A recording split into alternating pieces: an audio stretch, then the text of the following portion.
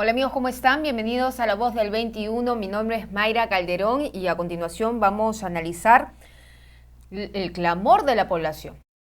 Hay un sector que ya se está movilizando, Coalición Ciudadana, que propone no solamente el adelanto de elecciones, sino que este adelanto de elecciones generales venga acompañado de 7 reformas constitucionales para que no se vuelva a repetir esta situación. Estamos acompañados de Álvaro Hensler, representante de Coalición Ciudadana. ¿Cómo está? Bienvenido. Hola Mayra, ¿qué tal? ¿Cómo estás? Muy buenas tardes. Espero haber hecho bien la introducción en este tema, porque justamente en estos momentos estamos en una situación crítica. Hoy se discute o se va a discutir ya la tercera moción de vacancia. También están las recomendaciones de la OEA y todo el país expectante a lo que suceda. Mm. Estamos expectantes y adicionaría que estamos como hartos, cansados, desesperados, porque lo que pasa hoy, Mayra, y acabas de describir, es la realidad de los últimos días, semanas, meses, años. En este entrampamiento político que parece que todos los días puede ser más profundo, que podemos cada día llegar a un peor estado de la democracia. Por eso es que desde la coalición ciudadana, que lo has definido bastante bien, quizás agregaría la diversidad de la coalición ciudadana, que está integrada desde gremios empresariales hasta sindicatos, activistas y organizaciones eclesiásticas. Nos diferencia muchas cosas, pero hemos llegado a un consenso fundacional del adelanto de elecciones generales y, como bien dices, un grupo de reformas que nos ayuden a salir no solamente de la crisis coyuntural, sino de la crisis estructural. Y yo creo que esa es la invitación que también hace la coalición a los diferentes actores del país, a dejar de sobrediagnosticar, a dejar la indignación para pasar a la acción y ojalá que también sirva de inspiración a los políticos actuales, tanto del gobierno como del Congreso, a de una vez ejercer su rol de representación de la ciudadanía y salir de una crisis que es real y que afecta claramente a un gobierno con claras muestras de ineficiencia y evidencias clarísimas de corrupción, y así como un Congreso que no está a la talla y que más bien ha avanzado en las reformas, más preocupado por intereses personales individuales que por interés público. Exacto. Álvaro, estas 7 reformas son importantes desglosarlas, ya lo hemos hecho antes también con Jorge Medina, pero es importante saber si ustedes han recogido o cómo han recepcionado la opinión de los ciudadanos, porque estas 7 reformas no solamente han sido pensadas, sino también han sido consultadas. Y aquí yo tengo, por ejemplo, una encuesta de Ipsos que ustedes impulsaron, ¿no? Donde se le consulta a la población sobre las diferentes reformas, solamente para nombrar una. La reforma 2, por ejemplo. En general, ¿diría usted que está de acuerdo o en desacuerdo con elegir a los congresistas después de conocer los resultados de la primera vuelta presidencial, de modo que se los elija junto con los candidatos presidenciales en la segunda vuelta? 60% dice que está de acuerdo, 34% en desacuerdo. Seguimos en la misma tónica con la reforma 3. En general, diría usted que está de acuerdo con eliminar el impedimento de la reelección de congresistas de forma que los ciudadanos puedan volver a elegir a quienes, según su evaluación realizaron una buena labor en el Congreso. 64% está de acuerdo, 31% en desacuerdo. Cuéntanos, coméntanos cómo han Sí, realizado estas 7 reformas y cómo lo ha recepcionado la ciudadanía. lo que tú mencionas es muy importante, Mayra, porque en general esta coalición y sus reformas ha sido muy bien recibida y claramente con críticas y con personas y ciudadanos que no están de acuerdo, que es parte del ejercicio democrático.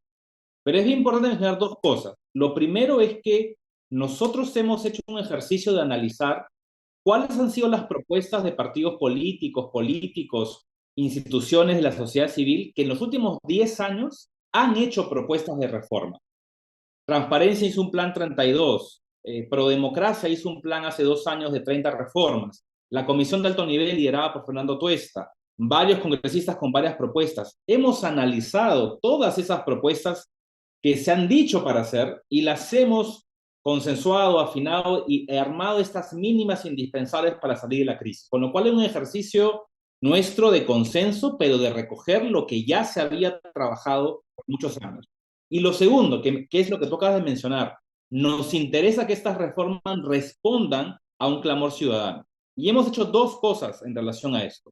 Lo primero, hemos impulsado muchos diálogos en regiones, en el norte, en el centro, en el sur, con empresarios, con activistas, para levantar de ellos su sensación, sus preguntas, sus sugerencias a estas reformas. Y como tú bien acabas de señalar, mandamos hacer un estudio a Ipsos, un estudio urbano rural.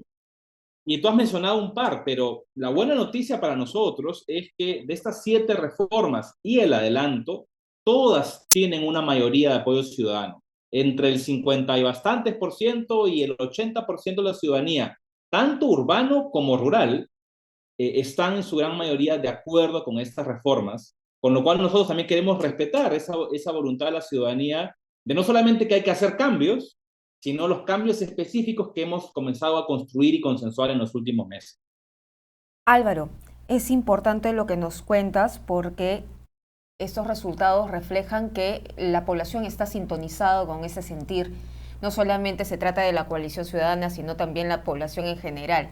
Y, por ejemplo, hoy van a dar las recomendaciones de la OEA. Se van a conocer los resultados a las 3 de la tarde, hora peruana. ¿Ustedes lograron reunirse en esta misión? ¿Cómo crees que vayan a recomendar o vayan a dar su, por alguna forma decirlo, su veredicto con respecto a la situación de crisis en nuestro país? Sí, de acuerdo. Ustedes recordarán que la ODEA tuvo 2 días de diálogos, la primera más con actores políticos y la segunda con algunos actores políticos y la sociedad civil.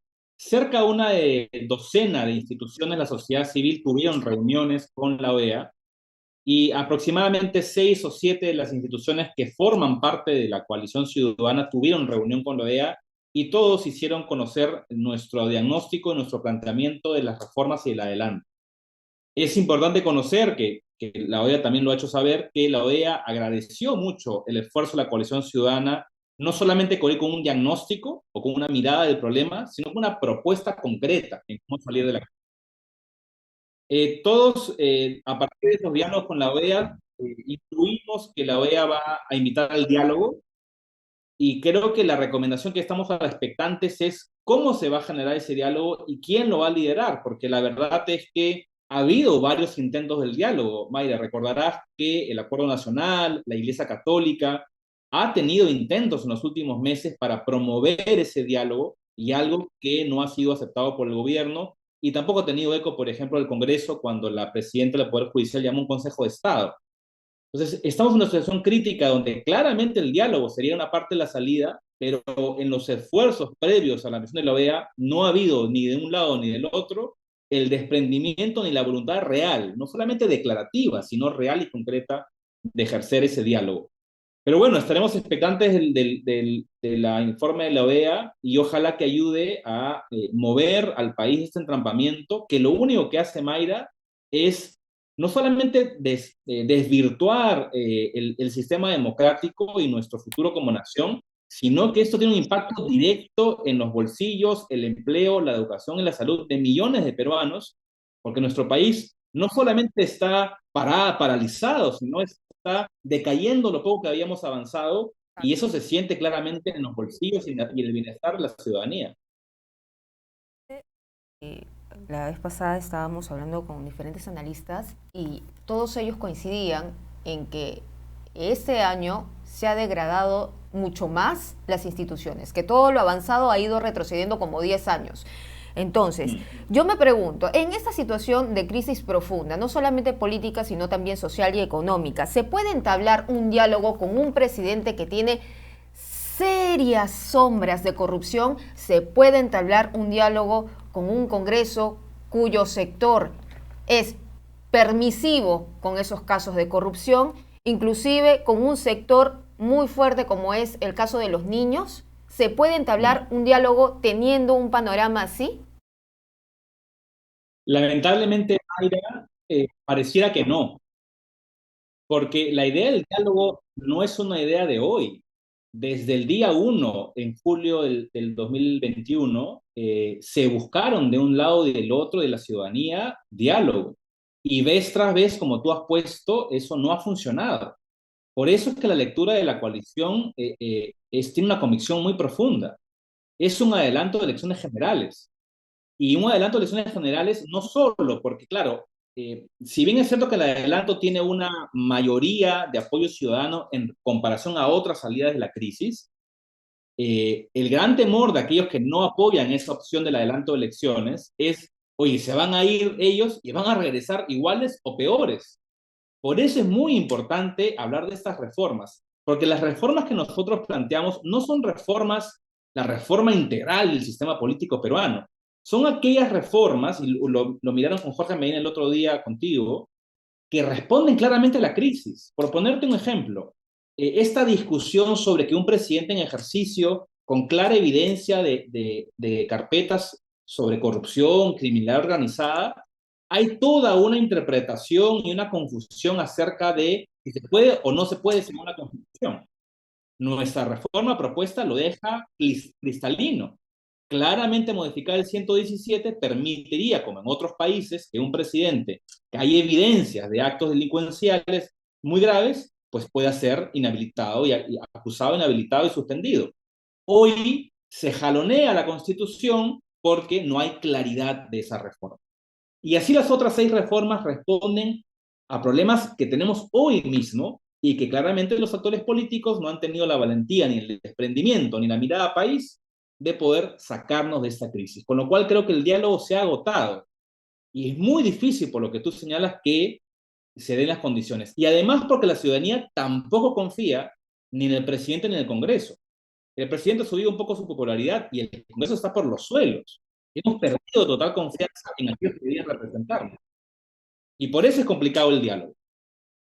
Álvaro, hoy en la tarde se va a ver esta admisión de la moción de vacancia en el Congreso de la República. Ayer escuchábamos a uno de los promotores, que es el congresista Eduard Málaga, decir que tiene 67 firmas en el papel y que habrían un sector de votos ocultos. ¿Tú crees que esto sea así? ¿Crees que por fin el Congreso pueda llegar a este consenso ante una amenaza de esta acta firmada por Betsy Chávez, interpretando a su antojo una cuestión de confianza como de negación fáctica que no existe en la Constitución? Sí, estamos en días complejos. Pareciera que hay una posibilidad de desenlace. No me atrevería a decir cuál sea el desenlace, porque hay varias variables que están en juego hoy, como lo que vaya a decir la OEA, la posibilidad de la vacancia. Han dicho algunos congresistas que si no van a hacer el tema de la suspensión, eh, el dictamen del Tribunal Constitucional. En fin, hay muchas variables que hoy se están moviendo, pero pareciera, y también por algunas señales que estamos viendo, por 2 señales importantes, ¿no? La no continuidad del gabinete de Dina Boluarte, y por otro lado, si uno analiza alguno de los voceros de la oposición, en las últimas 2 semanas por primera vez se escucha algún apoyo al adelanto de elecciones generales, algún apoyo a la necesidad de reforma. Con lo cual, Mayra, pareciera que ha cambiado un poco el juego y ojalá que podamos llegar a un mejor puerto en las próximas semanas y meses, pero muy importante de una manera democrática, con rigor en la Constitución y en nuestras leyes y de una manera pacífica. Porque de lo contrario, no queremos que pasen nuevamente las marchas de Merino y sus consecuencias debidas, y tampoco entrar y profundizar nuestra tremenda degradación institucional y nuestra polarización como ciudadanos. Así que esperemos la grandeza de los políticos, algunos que todavía quedan en la clase política, para ojalá que el desentrampamiento en las próximas semanas y meses sea con orden, con paz, con democracia, y esperemos con desprendimiento de la necesidad real del país, que son reformas profundas, una renovación política, una emergencia de nuevos partidos políticos, y finalmente todo esto para que la economía, el empleo, la salud y la educación mejoren, algo que está en pausa desde la pandemia y, como bien dices, ha retrocedido todo muchos años. Y eso no solamente es indignante, sino que va en perjuicio de las personas, de su bienestar, personas y que están sufriendo y que no es justo y que tenemos que, como ciudadanos, alertar y no solamente indignarnos, sino construir y actuar, como lo intenta hacer la coalición ciudadana con todos sus defectos, pero con la noble intención de mejorar el país y tener una salida diferente. Álvaro, cortito nomás. Eh, si hoy no se da el desenlace que esperamos, no hay grandeza de los políticos, ¿crees que estamos en camino a lo peor, a una catástrofe como es una disolución del Congreso y un camino abierto a una asamblea constituyente, como se ha dicho ya?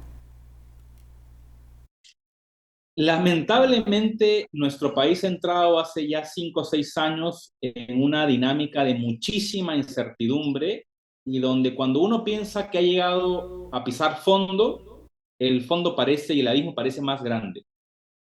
Hay un elemento importante, Mayra. En el último medición de The Economist de la salud de la democracia, Perú ha tenido una bajada muy significativa en el último año y estamos a un paso de perder la categoría de democracia. Con lo cual, lo que tú señalas como posibilidades son posibilidades reales y hay que evitarlas.